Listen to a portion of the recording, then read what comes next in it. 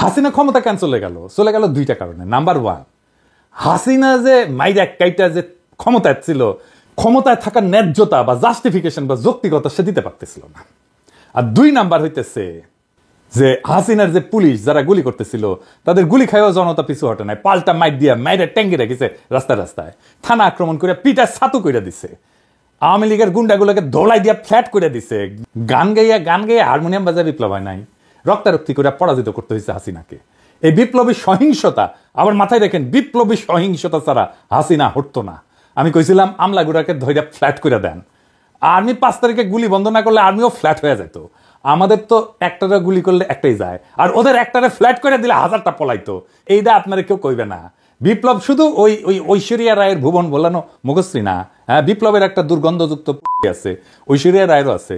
ওই কথা আমরা স্বীকার করতে চাই না, কিন্তু 2 দিন হাগা বন্ধ হইলে জানবেন গুরুত্ব কত।